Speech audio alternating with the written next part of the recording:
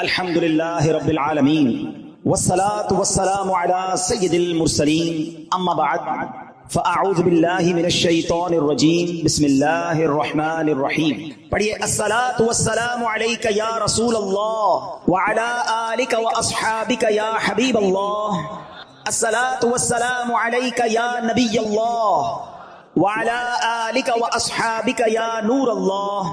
حکایت الصالحین نامی کتاب ہے اور اس میں ایک بڑا ہی ایمان افروز واقعہ موجود ہے جو آج میرے بیان کا موضوع بھی ہے. ذرا توجہ سے آپ سب نے بیان کو سننا ہے.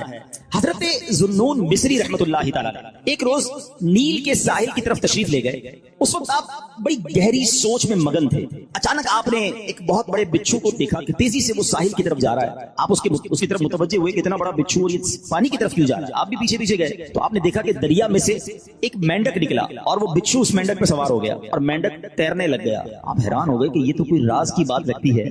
بچھو اور مینڈک کی دوستی تو نہیں ہوتی. یہ تو ایسا لگتا ہے کہ اس کے لیے سواری کا انتظام کیا گیا ہے اور یہ دریا پار کرانے کا نظام بنایا گیا ہے. آپ کو بڑا تجسس ہوا. آپ بھی دریا پار کر کے دوسری طرف پہنچ گئے. مینڈک نے کیا کیا, اس بچھو کو اگلے کنارے پر اتار دیا.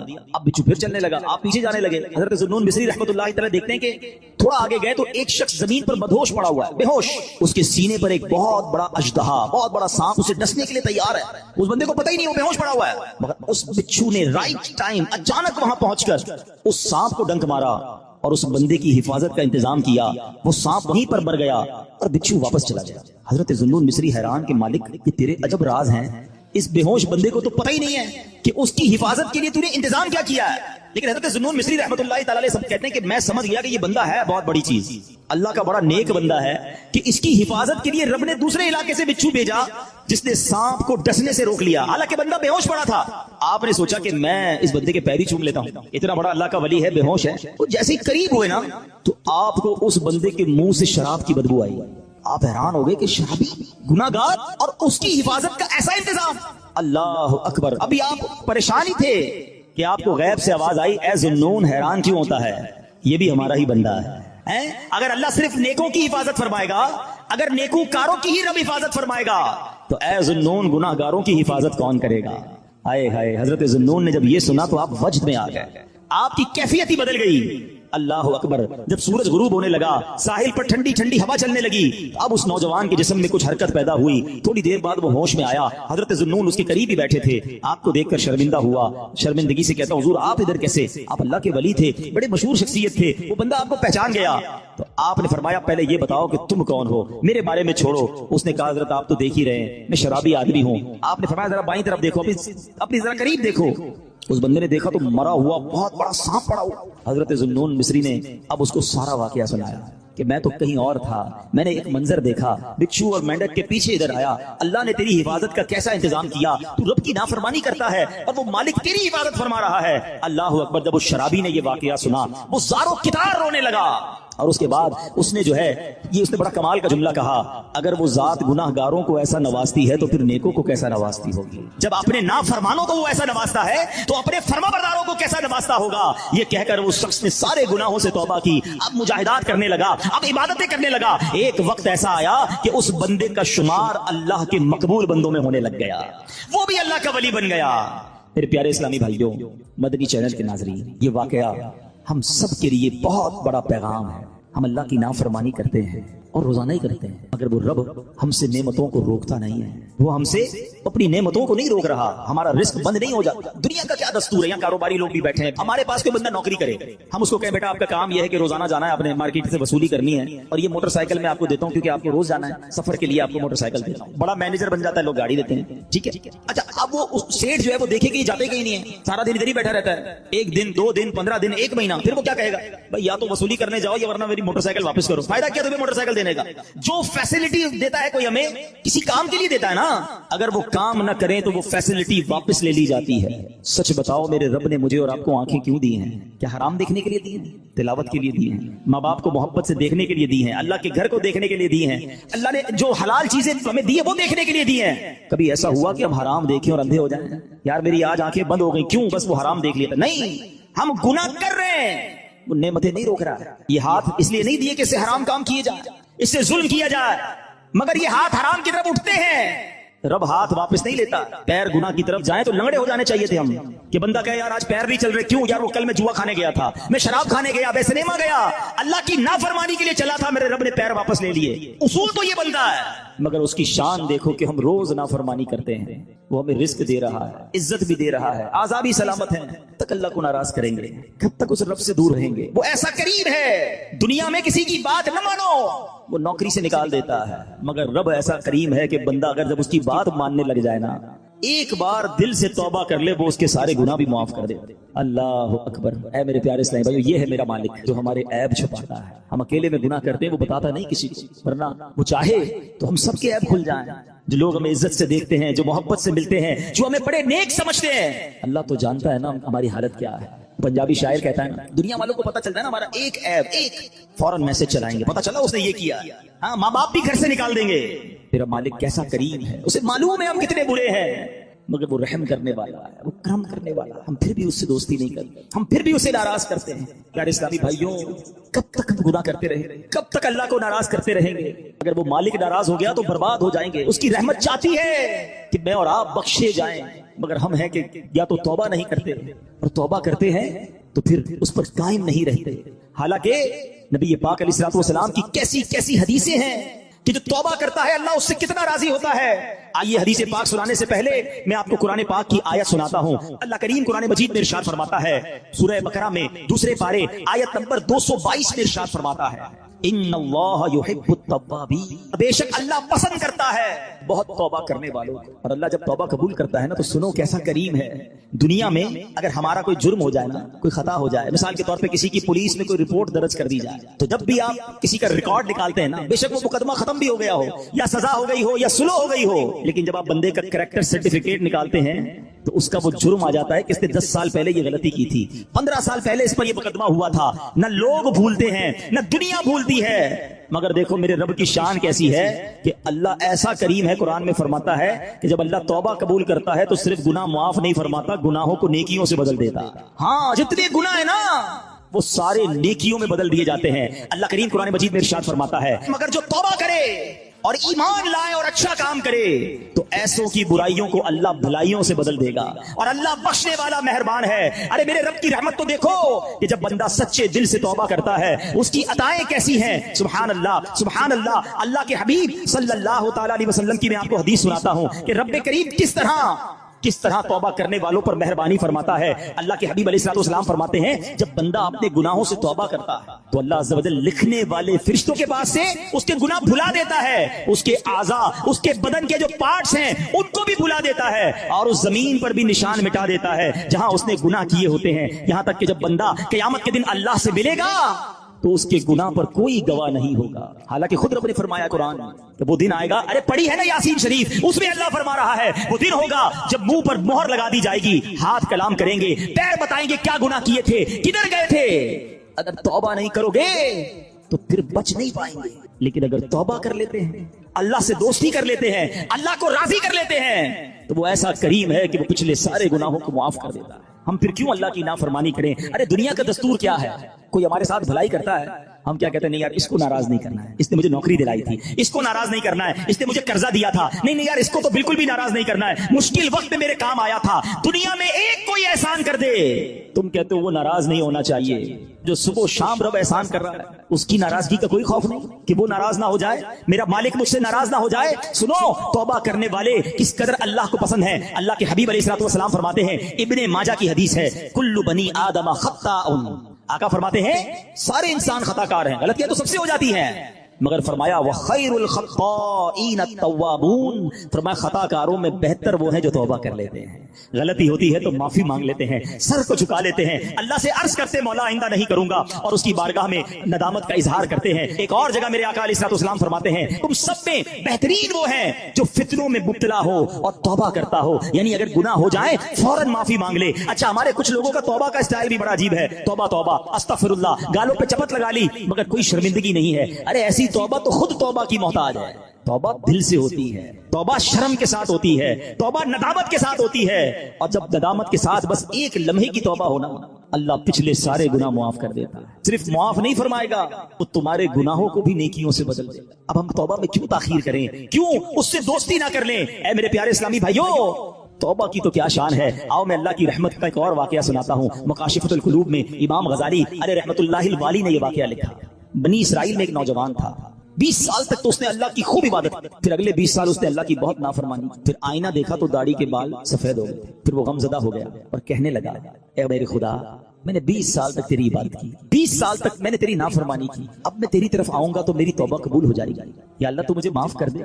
اس نے کسی کہنے والے کی آواز سنی، تم نے ہم سے محبت کی، ہم نے تم سے محبت کی، پھر تو نے ہمیں چھوڑ دیا، ہم نے بھی تجھے چھوڑ دیا، تو نے ہماری نافرمانی کی، ہم نے تمہیں مہلت دی، اور اگر اب تو توبہ کر کے ہماری طرف آئے گا تو ہم تیری توبہ قبول کر لیں گے۔ یہ ہے اس کی رحمت۔ اے میرے پیارے اسلامی بھائیوں، اب ہم کیوں نہ رب سے محبت کریں، کیوں نہ ہم اللہ سے پیار کریں، اور کیوں نہ سچی توبہ کر لیں۔ ہمارے آس پاس سے لوگ اٹھ رہے ہیں، میری بھی باری آنے والی ہے، آپ کی بھی باری آنے والی ہے، ہم کس انتظار میں ہیں، شیطان کے کس وار میں ہیں، ہم توبہ میں تاخیر کیوں کر رہے ہیں؟ ارے کب اللہ کو راضی کریں گے؟ کب تک اللہ کو ناراض کرتے رہیں گے؟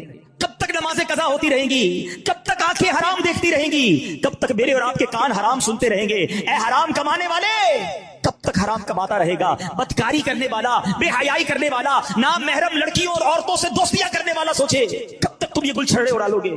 جوا کھیلنے والا سوچے کب تک میں یہ کام کر لوں گا؟ ارے اچانک یہ اعلان ہوگا کہ فلاں کا انتقال ہو گیا، ہمارے ہی دوست ہمیں کاندھوں پر اٹھائیں گے، ہمیں قبر میں ڈال کر آ جائیں گے۔ یہ دوست جو آج تھوڑی سی ہماری گھبراہٹ پر ہمارے ساتھ کھڑے ہو جاتے ہیں، پتہ ہے جب قبر میں اتاریں گے نا تو لوگ کہہ رہے ہوں گے ذرا صحیح طریقے سے مٹی ڈالو، کوئی سوراخ باقی نہ بچ جائے، ہوا بھی نہیں چھوڑیں گے، ایک سوراخ بھی نہیں چھوڑیں گے، مجھے اور آپ کو تنہا قبر میں چھوڑ کر آ جائیں گے۔ پھر کیا ہوگا؟ میرے اور آپ کے پاس کیا بچے گا؟ یہ مال، یہ دولت، یہ گاڑی، یہ گھر، یہ شہرت، سب کچھ پیچھے رہ جائے گا۔ اب ہمارے ساتھ قبر میں ہوں گے ہمارے اعمال، اور دیکھو اگر اللہ ناراض ہوا نا، اللہ ناراض ہوا تو مارے جائیں گے، پھر تو قبر جہنم کا گھڑا بن جائے گی۔ اسی لیے میں آج یہ عرض کرنے آیا ہوں کہ جلدی جلدی اپنے رب کو راضی کر لو، وہ کیسا کریم ہے، بلکہ اس کی رحمت چاہتی یہی ہے کہ میرے بندے بخشے جائیں، میرے بندے معافی مانگ لیں، میرے بندے رجوع کر لیں۔ مگر یہ بندہ ہے جو رجوع نہیں کر رہا، یہ بندہ ہے جو اس سے دوستی نہیں کر رہا۔ خدا را میں آج کے بعد اللہ کے فرما بردار بندوں میں شامل ہوں۔ سنو وہ کیسا کریم ہے۔ حضرت سیدنا ابو ہریرہ رضی اللہ تعالیٰ سے مروی ہے، رسول اللہ صلی اللہ تعالیٰ علیہ وسلم کا فرمان عالی شان ہے کہ جب کوئی بندہ گناہ کر لیتا ہے اور پھر کہتا ہے کہ اے مولا میں نے گناہ کر لیا، مجھے معاف کر دے، تو اللہ فرماتا ہے میرا بندہ جانتا ہے کہ کوئی اس کا رب ہے جو گناہ معاف بھی کرتا ہے اور اس پر پکڑ بھی لیتا ہے۔ میں نے اپنے بندے کو بخش دیا، پھر جتنا رب چاہتا ہے بندہ ٹھہرا رہتا ہے، اس کے بعد پھر کوئی گناہ کر لیتا ہے، پھر عرض کرتا ہے الہی میں نے پھر گناہ کر لیا ہے، پھر مجھے معاف کر دے۔ تو رب کریم فرماتا ہے میرا بندہ جانتا ہے کہ کوئی اس کا رب ہے جو گناہ کرنے پر پکڑ بھی لیتا ہے اور معاف بھی فرما دیتا ہے۔ میں نے اپنے بندے کو بخش دیا، پھر اس بندے سے پھر گناہ ہو جاتا ہے، وہ پھر اللہ سے کہتا ہے، تیسری بار کہتا ہے اللہ پھر گناہ ہو گیا ہے، رب کریم مجھے معاف کر دے۔ تو رب فرماتا ہے میرا یہ بندہ جانتا ہے کہ اس کا کوئی رب ہے جو گناہ کرنے پر پکڑتا ہے اور معاف مانگنے پر معاف بھی کر دیتا ہے۔ میں نے اپنے بندے کی بخشش فرما دی، اب جو چاہے کرے، یعنی اللہ اس کی بے حساب بخشش فرما دیتا ہے۔ اور یہ میں نے بخاری شریف کی حدیث سنائی۔ سوچو کیوں اللہ سے دوستی نہیں کرتے ہم، کیوں میرے پیارے اسلامی بھائیوں اللہ سے دوستی نہیں کرتے؟ ایک بار آج اللہ سے دوستی کر کے میں نے اور آپ نے سچی توبہ کر کے جانا ہے اور اللہ کی بارگاہ میں یہی عرض کرنا ہے کہ مولا کمزور ہوں، گناہ ہو گئے، معاف کر دے۔ اے اللہ میں مانتا ہوں میں گناہ گار ہوں، مجھے معاف کر دے۔ اے اللہ میں آئندہ گناہ نہیں کروں گا، مجھے معاف کر دے۔ اگر تو نے پکڑ لیا مارا جاؤں گا، میرے پاس کوئی حساب نہیں ہے، مجھے معاف کر دے۔ میں مانتا ہوں میں نے کئی بار توبہ کی مگر پھر گناہ کیے، مولا معاف کر دے۔ تجھ سے معافی نہیں مانگوں گا تو کس سے مانگوں گا؟ مولا معاف کر دے۔ اے اللہ تو ماں سے زیادہ اپنے بندے کو چاہنے والا ہے۔ آج کے اجتماع میں کرم کر مالک معاف کر دے، کیونکہ مجھے نہیں پتا میری زندگی کی کون سی رات آخری رات ہے، کیا معلوم کسی کا انتقال آج بھی تو ہو سکتا ہے نا۔ ہے کوئی ایسا جس کے پاس یہ گارنٹی ہو کہ وہ آج زندہ گھر جائے گا؟ ہم میں سے تو کسی کو نہیں پتا۔ آگاہ اپنی موت سے کوئی بشر نہیں، سامان 100 برس کا ہے، پل کی خبر نہیں، تو پھر کس بات کا انتظار ہے؟ یاد رکھو بے وفا دنیا پہ مت کر اعتبار، وہ اچانک موت کا ہوگا شکار، موت آ کر ہی رہے گی یاد رکھ، جان جا کر ہی رہے گی یاد رکھ، کر لے جو کرنا ہے آخر موت ہے، ایک دن مرنا ہے، میں جتنے جملے کہوں گا تقریباً تمام ہی کے موضوع پر نبی پاک کی حدیث موجود ہے صلی اللہ تعالی علیہ وسلم۔ مثال کے طور پر آپ بیمار ہیں، شفا چاہتے ہیں، درود پاک پڑھیے۔ آپ اپنی روزی میں برکت چاہتے ہیں، درود پاک پڑھیے۔ آپ قرضے میں ہیں اور قرضے سے نکلنا چاہتے ہیں، آپ درود پاک پڑھیے۔ آپ دنیا میں ذلت و رسوائی سے بچ کر عزت چاہتے ہیں، آپ درود پاک پڑھیے۔ آپ ٹینشن فری لائف چاہتے ہیں، کوئی مصیبت پریشانی میں پھنسوں نہ، آپ درود پاک پڑھیے۔ آپ چاہتے ہیں کہ مرتے وقت کلمہ نصیب ہو جائے، آپ درود پاک پڑھیے۔ آپ چاہتے ہیں مرتے وقت نبی پاک علیہ الصلوۃ والسلام کا دیدار نصیب ہو، اور ایسا دیدار نصیب ہو کہ کونین کے والی اپنے ہاتھوں سے قبر میں اتاریں، آپ درود پاک پڑھیے۔ آپ قبر میں نبی پاک علیہ الصلوۃ والسلام کے جلوے چاہتے ہیں، آپ درود پاک پڑھیے۔ آپ منکر نکیر کے سوالات میں ثابت قدمی چاہتے ہیں، درود پاک پڑھیے۔ سنو، قبر میں نبی پاک نظر آئیں اور ان کی پہچان چاہتے ہیں تو درود پاک پڑھیے۔ بروز محشر جب ساری دنیا اٹھے گی، آپ نبی پاک کے پرچم تلے اٹھنا چاہتے ہیں، لواء الحمد کے ساتھ اٹھنا چاہتے ہیں، آپ درود پاک پڑھیے۔ حوض کوثر پر بڑا رش ہوگا، مگر نبی پاک کے ہاتھوں جام کوثر چاہتے ہیں تو درود پاک پڑھیے۔ آپ پل صراط پر گھبراتے ہوئے نہیں، ثابت قدمی سے گزرنا چاہتے ہیں، آپ درود پاک پڑھیے۔ اور سنو، نبی پاک کے ساتھ جنت میں جانا چاہتے ہیں تو درود پاک پڑھیے۔ مدینے جانا چاہتے ہیں، سرکار کے روضے پہ جانا چاہتے ہیں، آپ درود پاک پڑھیے۔ اور سنو، میرے آقا کا دیدار کرنا چاہتے ہیں، پھر بھی درود پاک پڑھیے۔ اب میں نے جتنی باتیں بیان کی ہیں الحمدللہ تقریباً ان تمام باتوں کے پیچھے حدیث پاک موجود ہے، جن کا مطالعہ ہے وہ سمجھ رہے ہوں گے کہ یہ تمام بشارتیں، یہ تمام ریوارڈز، یہ تمام عنایتیں میرے آقا علیہ الصلوۃ والسلام نے احادیث میں بیان فرما دی ہیں۔ اب مجھے بتاؤ اور کیا چاہیے؟ ایک مسلمان کو اپنی زندگی، اپنی موت، اپنی قبر اور اپنے حشر کے بارے میں جو کچھ چاہیے میں نے سبھی تو بیان کر دیا۔ آپ عزت والی زندگی چاہتے ہیں، آپ روزی روزگار میں برکت چاہتے ہیں، ٹینشن فری لائف چاہتے ہیں، ذلیل و رسوا نہ ہو یہ چاہتے ہیں، پریشر میں نہ رہیں یہ چاہتے ہیں، کلمے والی موت ملے، نبی پاک کے دیدار والی موت ملے، قبر میں آقا کے جلوے ہوں، محشر میرے آقا کے ساتھ ہو، اور چاہیے کیا؟ اللہ اکبر، یہ ہے وظیفہ درود پاک۔ ہم اس کو پہچان ہی نہیں سکے، یہ اس درود پاک کی برکتوں کو جان ہی نہیں سکے۔ یہ چابی ہے سکسیس کی، اٹ از دا کی آف سکسیس۔ ایوری پرابلم کا سولوشن درود پاک میں ہے۔ ایسے نہیں لکھا شاعر نے کہ دکھوں نے تم کو جو گھیرا ہو تو درود پڑھو، دکھوں نے تم کو جو گھیرا ہو تو درود پڑھو، جو حاضری کی تمنا ہو تو درود پڑھو۔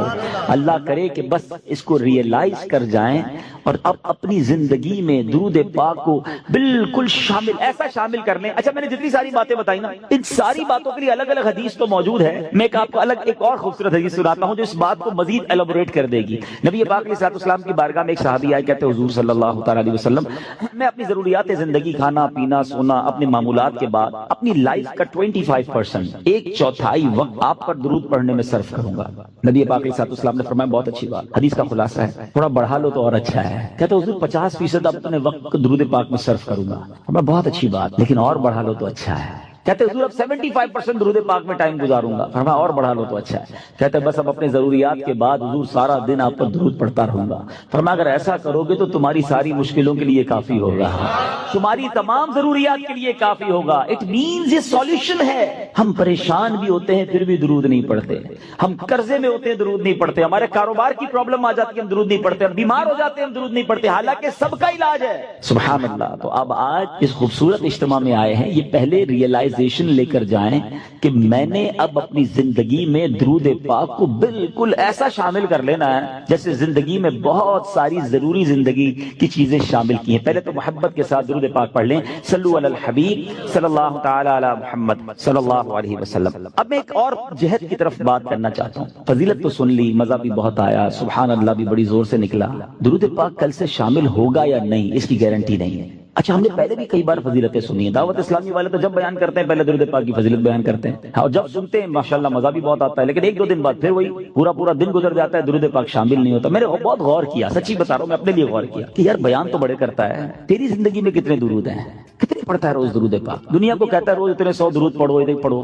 میں نے بہت غور کیا کہ یار پڑھتا تو ہوں، لیکن جس کو کہنا کہ زندگی کا جزو لا ينفق بن جائے، ایسا زندگی کا حصہ بن جائے کہ اس کے بغیر زندگی نہ گزرے، تو اس کا طریقہ کیا ہوگا؟ آپ دیکھیں زندگی میں بہت ساری چیزیں آپ کی میری ایسی آئیں جو پہلے نہیں تھی، مگر ہم نے اس کو زندگی کا حصہ بنایا. مثال کے طور پہ اللہ پاک آپ سب کو ہمیشہ صحت مند رکھے، عافیت میں رکھے، لیکن کبھی کبھی انسان کی زندگی میں ایسا موقع آتا ہے دوائی آ جاتی ہے. ڈاکٹر کہتا ہے آپ کو جناب یہ پرابلم ہو گئی ہے، اب صبح دوپہر شام یہ دوائی پینی ہے آپ نے، اور حال حال میں پینی ہے. ہم کیا کرتے ہیں؟ ڈاکٹر کے سامنے یہ تو نہیں کہتے انشاءاللہ، اس کے بعد گھر چلے جاتے ہیں. ڈاکٹر اگلے مہینے جاتے کیا ہوا؟ بولا وہ نعرہ تو لگایا تھا، دوائی تو نہیں پی. نہیں، فوراً پلان، ادھر نیت فوراً پلان، باہر نکلتے ہی پہلے اس کا پرچہ لے کے جاتے ہیں میڈیکل اسٹور پہ. 1 مہینے کی دوائی دو. اسٹارٹ شروع کیا نا، نیت کی اور پلاننگ شروع کی سسٹم میں لانے کے لیے. اب ذرا پوائنٹ سمجھیے گا جو میں نے ریئلائز کیا، آج آپ کو فارمولا دے دیتا ہوں. اچھا دوائی لی، اچھا ہم جیسا آدمی جو بیزی ہے وہ کیا کرتا ہے؟ وہ دوائی بھی تھوڑی زیادہ لیتا ہے. ایک پتا رکھتا ہے آفس میں کہ یار دوپہر کے کھانے کے بعد آفس پہ ہوتا ہوں ادھر پیوں گا. ایک رکھتا ہے ادھر جدھر بیڈ روم میں بیڈ ہوتا ہے، اور بچوں کو بھی، بچوں کی والدہ کو بھی کہہ دیا، اب آفس والوں کو بھی کہہ دیا بھائی یاد سے مجھے دوائی پلا دینا. سسٹم بنایا نا. اب آپ کی دوائی نہیں چھوٹ رہی ہے، آپ کی دوائی تینوں ٹائم ہو رہی ہے. لنچ میں بھی کھا رہے ہیں، ناشتے میں بھی کھا رہے ہیں، رات کو بھی کھا رہے ہیں. کیسے آ گئی؟ لائف میں تو نہیں تھی. انوالو کیا آپ نے، پلان کیا، اب یہ زندگی کا ایسا حصہ بنی کہ آپ دوائی نہیں بھول رہے ہیں. ایسی بہت ساری چیزیں ہیں. میں چاہتا ہوں میں درود بھی کبھی نہ بھولوں، میں روز درود پڑھوں، کیونکہ مر جاؤں گا تھوڑے دنوں میں، تھوڑی تو دن رہ گئے لائف کے. اگر یہ پڑھ کر نہ گیا، یہ ذکر و درود زبان پر نہ رہے، تو یہ ساری نیکیاں برکتیں جو سنتا ہوں کیسے ملیں گی مجھے؟ اب سسٹم کیسے بنے گا؟ اب میں نے جو اپنے لیے بنایا وہ اچھی نیت سے بتا دیتا ہوں. آپ سب سے پہلے اپنے ساتھ تسبیح رکھنا شروع کریں. تسبیح جو ہے نا یہ زبان کی لگام ہے، یاد رکھیں. کوئی بھی تسبیح ہو آپ کے ساتھ ہونی چاہیے. اچھا تسبیح بھی ایک نہ لیں، آپ تسبیح لیں 3-4. ایک رکھیں اپنی گاڑی میں، ایک رکھیں اپنے بیڈ روم میں جہاں بیڈ لیٹتے نا اپنے ساتھ ادھر، ایک رکھیں اپنی آفس کے ٹیبل پر. یہ تسبیحاں آپ کو یاد دلائیں گی درود باقی ہے، ذکر باقی ہے. جدھر موقع ملے آپ کو کوئی کہنا یار 5 منٹ میں آتا ہوں، 5 منٹ میں موبائل نہ نکالیں اور براؤزنگ شروع نہ کر دیں، 5 منٹ میں نکالیں تسبیح اور آپ درود پڑھنا شروع کر دیں. وہ 5 منٹ میں بھر لیں گی، 10 منٹ میں آ جائے مسئلہ نہیں، میرے 100 درود ہو جائیں گے. آپ کو انتظار مہنگا نہیں لگے گا، آپ کو ویٹنگ ٹائم بور نہیں کرے گا. آپ کو پتہ اس نے انتظار کرایا، میرے نہ جانے کتنے گناہ معاف ہو چکے ہیں. ایک دوسرا فارمولا. اچھا کسی کو یہ نہ لگے میرا تسبیح کا کاروبار ہے، مولانا صاحب کنٹینر بک کر کے آئے اور آج جناب سب کو 4 تسبیح کا کہہ رہے ہیں. میرا کوئی تسبیح کا کاروبار نہیں بھائی. میں جو اللہ جانتا ہے میری نیت کیا ہے کہ میری اور آپ کی لائف میں درود پاک ایک ایسا جز بن جائے کہ میرا کوئی دن نہ گزرے کثرت سے درود پڑھے بغیر. اچھا پھر دوسرا کام ایک اور کر لیں. تقریباً سارے لوگ واک کرتے ہیں، اچھی بات ہے، صحت کے لیے کرنی چاہیے. جب بھی واک کریں نا، جس طرح جوتے پہنے بغیر واک نہیں کرتے نا، آپ نے شوز رکھے ہوتے ہیں واک کے، آپ تسبیح ضرور لیں. کھڑے ہو جائیں، میری تسبیح کہاں ہے، تسبیح لا کے دو. آپ وداؤٹ تسبیح واک نہ کریں. آپ بلیو کریں آدھا گھنٹہ واک کرو گے انشاءاللہ 1000 درود پاک ہو جائیں گے. آپ اس پہ اور بھی وظائف شامل کر لیں. کلمہ پاک کی تسبیح ایک پڑھوں گا، ایک سبحان اللہ و بحمدہ سبحان اللہ العظیم پڑھ لوں گا. استغفار 70 بار نبی پاک روزانہ پڑھا کرتے، میں انشاءاللہ 70 بار استغفار بھی پڑھ لوں گا. آپ اپنا پورا جس کو کہتے ہیں شیڈیول بنا سکتے ہیں. اور یقین کرو جس دن ذکر و اذکار دبا کے کیے ہوں گے نا، جس کو کہتے ہیں رچ کے، اس رات کو نیند بھی بڑی اچھی آتی ہے.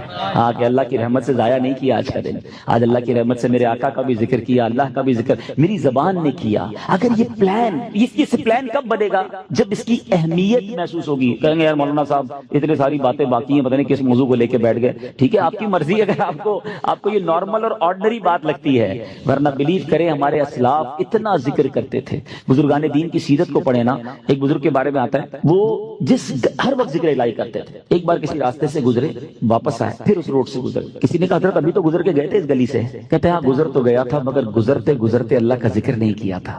میں چاہتا ہوں میں زندگی میں جس سڑک سے گزروں، جس راستے سے گزروں، اس راستے کو، اس سڑک کو اللہ کے ذکر کا گواہ بنا کر لوں. یہ مائنڈ سیٹ تھا.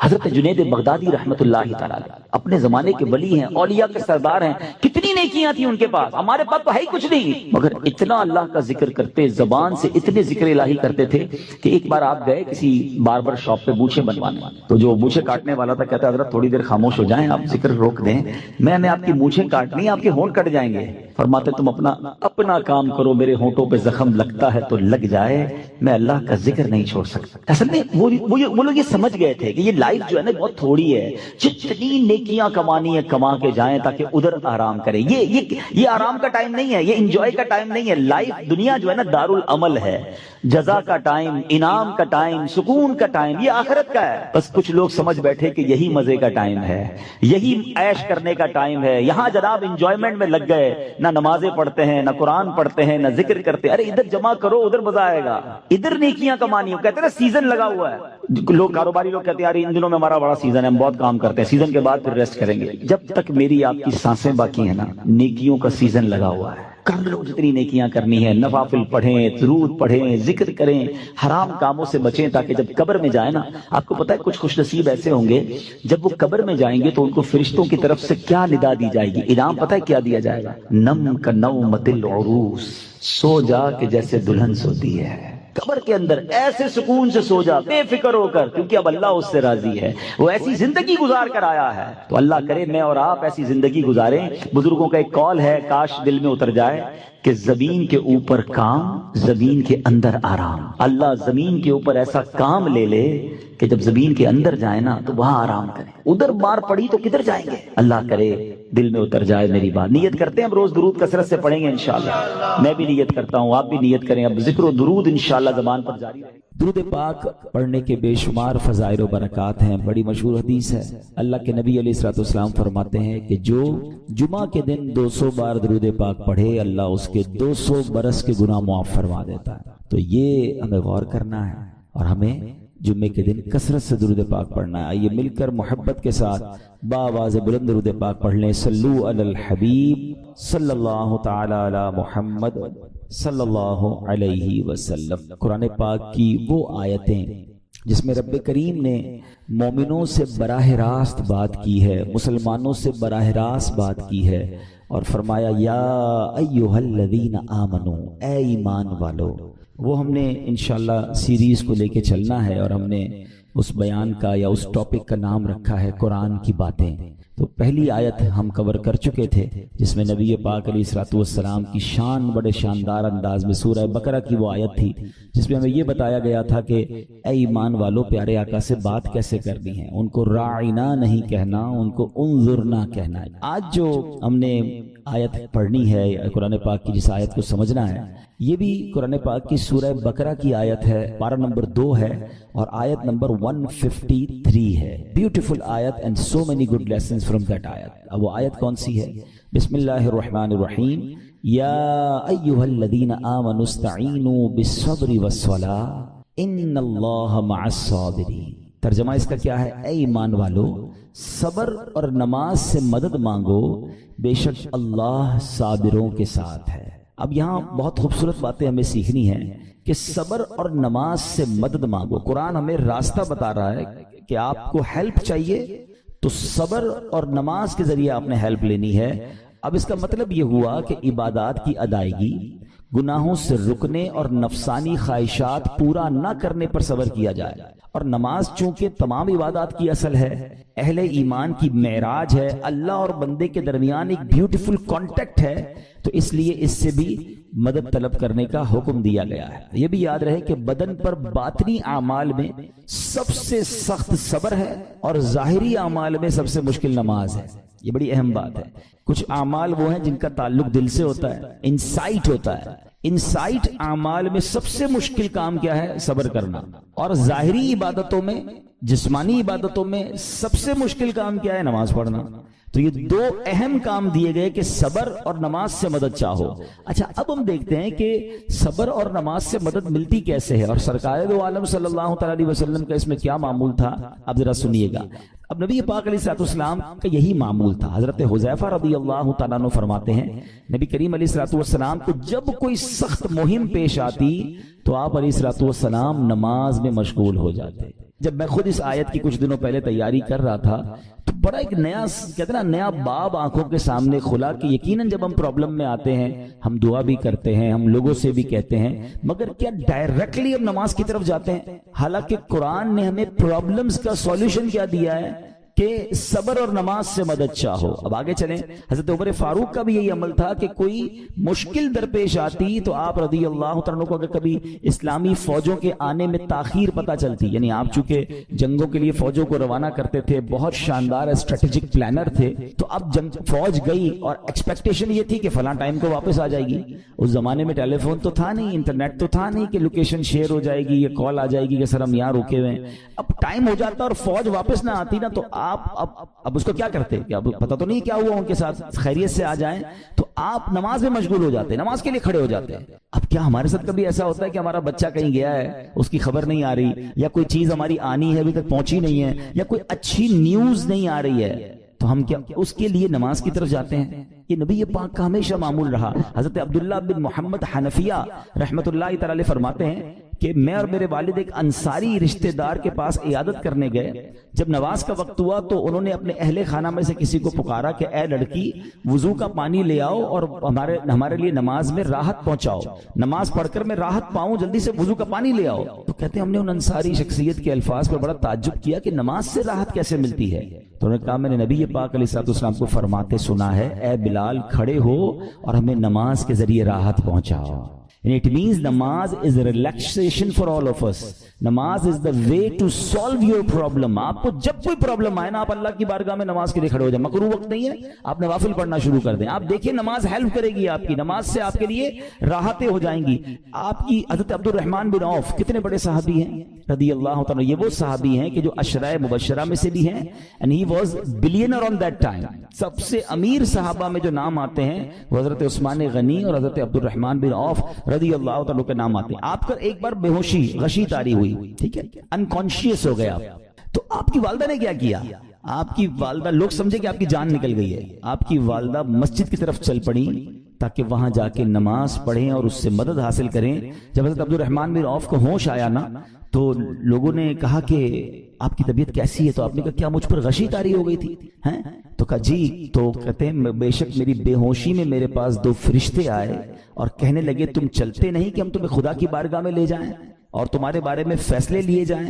دوسرے فرشتے نے کہا انہیں لوٹا دو، یہ ان افراد میں سے ہے جن کے لیے ان کی ماؤں کے پیٹ میں ہی سعادت مندی لکھ دی گئی تھی، اور ان قریب اللہ تعالیٰ ان کے ذریعے ان کی اولاد کو جب تک چاہے گا نفع دے گا. اس کے بعد آپ رضی اللہ تعالیٰ ایک مہینہ مزید زندہ رہے، اس کے بعد انتقال ہوا.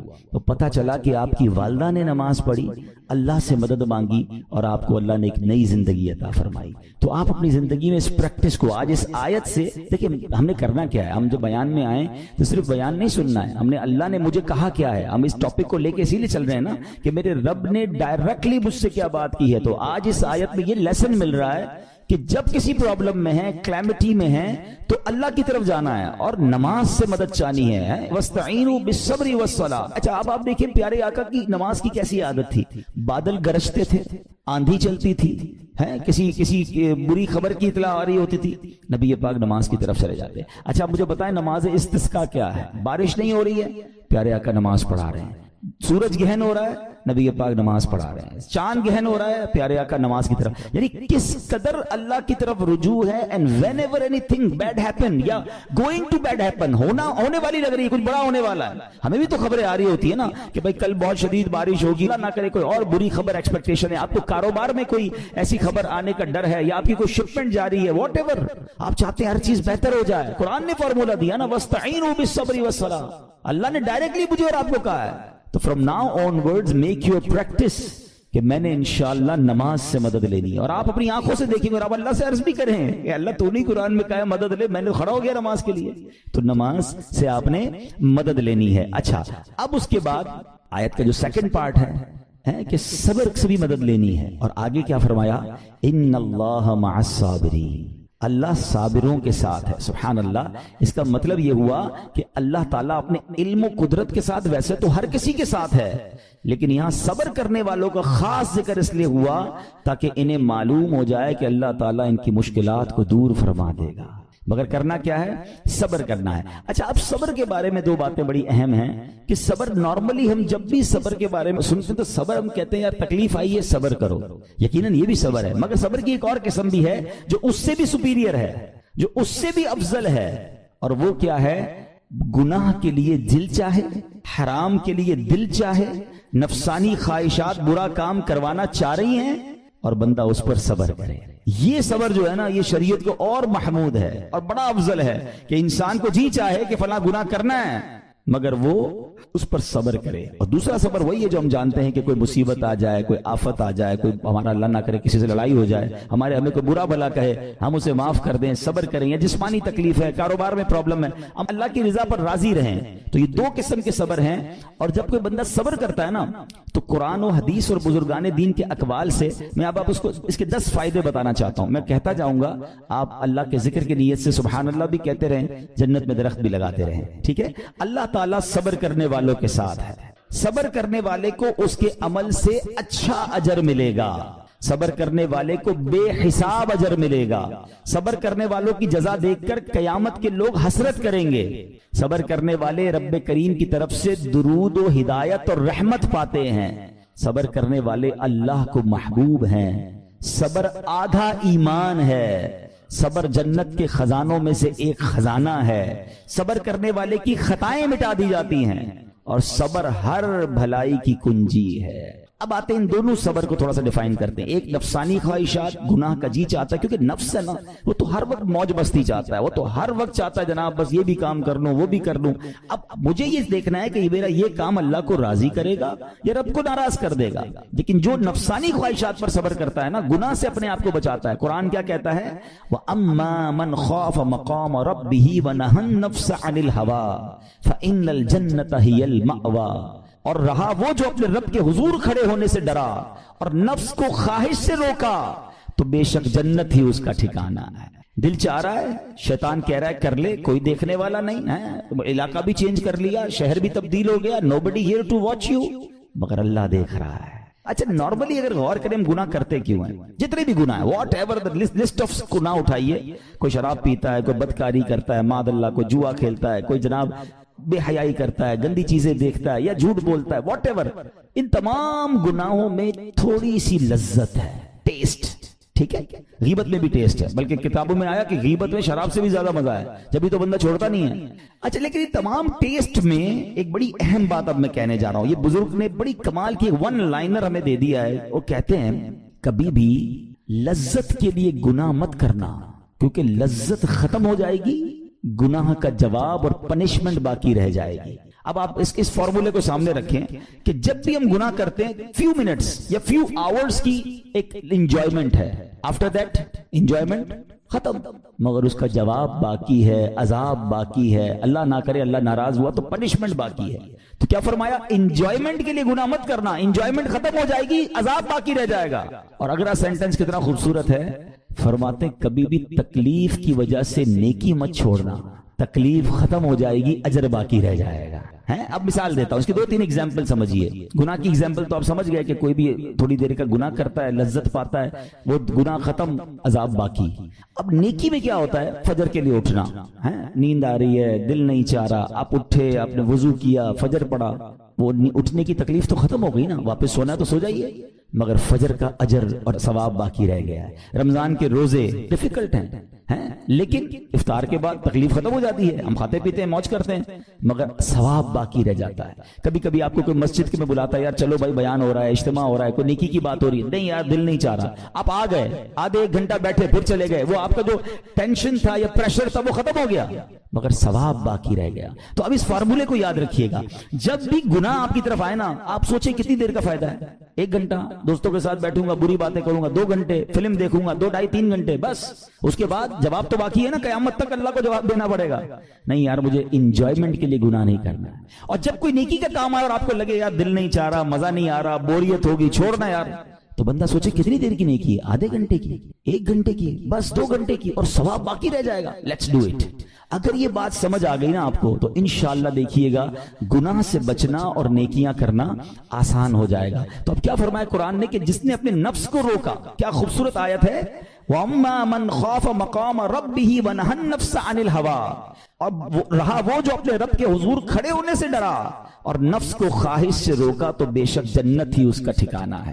اور ایک اور جگہ کمال سے فرمایا, وَلِمَنْ خَافَ مَقَامَ رَبِّهِ جَنَّتَانِ, مبارک ہو ان کو جو اللہ سے ڈرتے ہیں نا, صبر کرتے ہیں, گناہ نہیں کرتے, رک جاتے ہیں, قرآن کہتا ہے جو اپنے رب کے حضور کھڑے ہونے سے ڈرے اس کے لیے 2 جنتیں ہیں، ایک نہیں 2 جنتیں ہیں، سورہ رحمان کی آیت ہے۔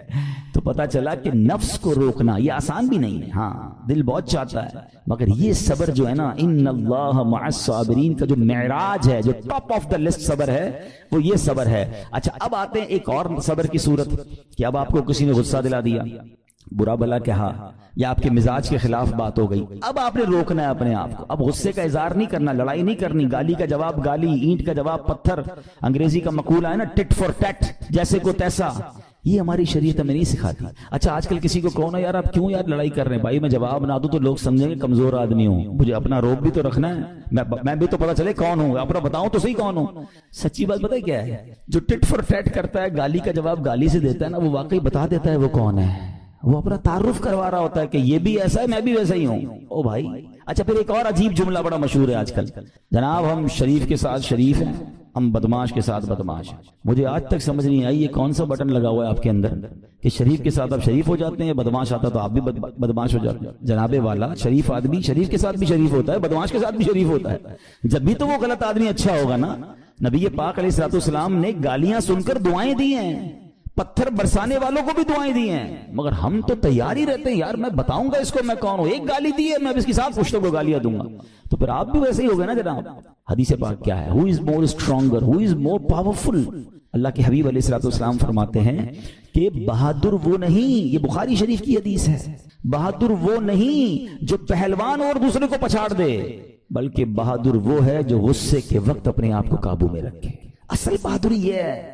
تو اگر آپ نے واقعی صبر سے مدد لینی ہے، ان اللہ مع الصابرین کا مجدہ لینا ہے، تو بدلے نہیں لینا ہے، معاف کرنا ہے۔ ذرا مل کر میرے ساتھ شب قدر کی دعا دہرائیے گا، اللہم انک عفو کریم تحب العفو فاعف عنی، اللہم انک عفو کریم تحب العفو فاعف عنی، اللہم انک عفو کریم تحب العفو فاعف عنی۔ What is the meaning؟ اس دعا کا معنی کیا ہے؟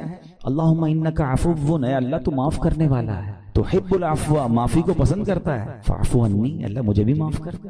ہم کیا کہہ رہے ہیں اللہ سے، اللہ مجھے معاف کر دے، میرے سارے اگلے پچھلے گناہ معاف کر دے، مگر دیر از اے کوسچن، آپ نے معاف کر دیا سب کو؟ بندہ کہتا نہیں میں تو انتظار میں بیٹھا ہوں، میں تو موقع کی تلاش میں، بس موقع ملے پھر بتاؤں گا میں کون ہوں، ہاتھ میں آ نہیں رہا بندہ، ٹرائی کر رہا ہوں کسی جگہ آ جائے، بس کوئی اس کے پیسے ویسے آ جائیں، کوئی اس کا معاملہ میرے پاس آ جائے، بس پھر دیکھو کیا کرتا ہوں۔ بیٹھے اس انتظار میں بیٹھے بہت سارے لوگ، کمال ہے یار، یعنی دشمنیاں پالی ہوئی ہیں، رشتہ داریاں کاٹی ہوئی ہیں، دوستوں کے پاس جا نہیں رہے ہیں، میاں بیوی میں لڑائی ہے، ایک سوری کے لیے بیوی گھر بیٹھی ہے، وہ کہتی شوہر سوری کہہ دے تو میں آ جاؤں گی، شوہر کہتا ہے بیوی معافی مانگ لے تو میں لے آؤں گا۔ ارے بھائی کوئی بھی آگے بڑھ کے معافی کر لو بھائی، اللہ سے معافیاں مانگ رہے ہو، بندوں کو معاف کرنے کے لیے کوئی تیار نہیں ہے۔ مجھے خود بتائے نا یہ کیسی دعا ہے کہ اے اللہ تو مجھے معاف کر دے، میں نے کسی کو معاف نہیں کرنا، یہ بنتی ہے دعا؟ اللہ سے پتہ ہے کیا کہیں، اے اللہ میں نے بندہ ہو کر تیرے سارے بندوں کو معاف کر دیا ہے، تو سب سے بڑا معاف کرنے والا ہے نا، اللہ تو بھی مجھے معاف کر دے۔ Look at the way to talk, یہ مزہ ہے نا بات کرنے کا، پھر دعا کرنے کا لطف بھی آئے گا آپ کو۔ تو دشمنیاں نہ رکھیں، غصے پر قابو پائیں، معاف کریں۔ ایک حدیث سن لیجئے، لرزا دیتی ہے، ڈرا دیتی ہے۔ اللہ کے نبی علیہ الصلوۃ والسلام فرماتے ہیں جو رحم نہیں کرتا اس پر رحم نہیں کیا جاتا، حدیث کا خلاصہ ہے، اور جو معاف نہیں کرتا اسے معاف نہیں کی۔ اب بتائیے ہم معاف کرتے ہیں، ہم رحم کرتے ہیں، ہم کہتے ہیں اللہ ہم پر رحم کرے، ہم کسی پر رحم نہ کریں، نہیں ہوگا رحم، پہلے اپنے اندر تو لائیے یہ باتیں۔ اب ایک آیت سنیے گا، اس کے تحت ایک واقعہ، اور پھر میں بیان کو کنکلوڈ کرتا ہوں۔ اللہ کریم ارشاد فرماتا ہے الذین ينفقون فی السراء والضراء والکاظمین الغیظ والعافین عن الناس واللہ یحب المحسنین۔ قرآن میں رب فرماتا ہے جو خوشحالی اور تنگ دستی میں اللہ کی راہ میں خرچ کرتے ہیں، یہ بڑی خوبصورت بات ہے، یہ غریب اسلامی بھائیوں کے لیے بھی مدنی پھول ہے۔ امیر تو خرچ کرتا ہے نارملی، غریب خرچ نہیں کرتا اللہ کی راہ میں۔ ہمارے قبلہ مفتی قاسم صاحب نے تفسیر قرآن صراط الجنان میں ایک بڑی پیاری بات لکھی۔ آپ کہتے ہیں پوری دنیا کے امیروں کا سروے کر لینا، ان کی جو پیسے بڑھنے کی ایک وجہ یہ بھی ہوتی ہے کہ وہ کہیں نہ کہیں چیریٹی کر رہے ہوتے ہیں، مدد کر رہے ہوتے ہیں، وہ مدد اور وہ نیکی ان کے پیسے بڑھا رہی ہوتی ہے۔ اور پوری دنیا کے غریبوں کا سروے کریں تو ان میں سے بڑی تعداد وہ جو خرچ ہی نہیں کرتی اللہ کی راہ میں، کہتے ہیں ہم کیا خرچ کریں، ہم تو غریب ہیں، ہم پر لوگ خرچ کریں۔ میں آپ کو فارمولہ دے رہا ہوں اور یہ قرآن سے دے رہا ہوں جو تنگی میں بھی اللہ کی راہ میں خرچ کرتے ہیں، جو خوشحالی میں بھی خرچ کرتے ہیں. آپ تنگی میں آپ روپیہ خرچ کریں، یہ نہیں کہتے آپ 10,000 روپے خرچ کریں، جتنی آپ کی حیثیت. یہ کاروبار ہے، آپ 1 روپیہ دیں گے اور آئے گا، آپ 10 روپے دیں گے اور آپ کسی نہ کسی نیکی کے کام میں خرچ کرتے رہیں، آپ غربت سے باہر آ جائیں گے. If you want to take out yourself from that problem، آپ آئے اللہ کی راہ میں خرچ کرنا شروع کریں. قرآن کہہ رہا ہے کہ جو تنگی اور خوشحالی میں اللہ کی راہ میں خرچ کرتے ہیں. اور اگلا پارٹ کتنا خوبصورت ہے، فرمایا والکاظمین الغیظ والعافین عن الناس، فرمایا اور غصہ پینے والے اور لوگوں سے درگزر کرنے والے. انعام کیا ہے؟ واللہ یحب المحسنین، اور اللہ نیک لوگوں سے محبت فرماتا ہے. اور پھر ہاں زندگی میں کلیمٹیز، پرابلم، بیماریاں، مشکلیں، قرآن خود کہتا ہے کہ من قریب تمہیں آزمائیں گے. کبھی بیماری آئے گی، کبھی بھوک آئے گی، کبھی مال کم ہو جائیں گے، کبھی ڈسٹربنس آئے گی، خوف آ جائے گا. تو بی ریڈی فار دیٹ، صبر کرنا ہے، کیونکہ اللہ نے فرمایا وبشر الصابرین، صبر کرنے والوں کے لیے خوشخبری ہے. تو اللہ کرے کہ یہ بات ہمیں سمجھ آ جائے اور ہم اس آیت پر عمل کرنے والے بن جائیں تو زندگی بڑی آسان ہو جائے گی. یہاں ایک میں عقیدے کی بات بھی کلیریفائی کر دوں. کچھ لوگوں کو بعض اوقات کنفیوژن ہوتی ہے یا لوگ کنفیوژن کریٹ کرتے ہیں. مجھے ایک بات بتائیے گا کہ اللہ کیا کہہ رہا ہے؟ وَاسْتَعِينُوا بِالصَّبْرِ وَالصَّلَاةِ، اے ایمان والو صبر سے اور نماز سے مدد چاہو. کیا صبر اور نماز خدا ہیں؟ بتائیے. نہیں ہے نا، اللہ تو نہیں ہے. ہم صبر اور نماز کی عبادت تو نہیں کرتے. تو جب قرآن کہہ رہا ہے کہ صبر اور نماز سے مدد مانگو تو غیر اللہ سے مدد مانگنے کا درس تو ہمیں قرآن دے رہا ہے. تو اس کا مطلب یہ ہوا کہ اللہ کے سوا کسی چیز سے یا کسی شخصیت سے مدد لینے کا مقصد یہ نہیں ہوتا کہ ہم اس کی عبادت کر رہے ہیں. اگر آج کے دور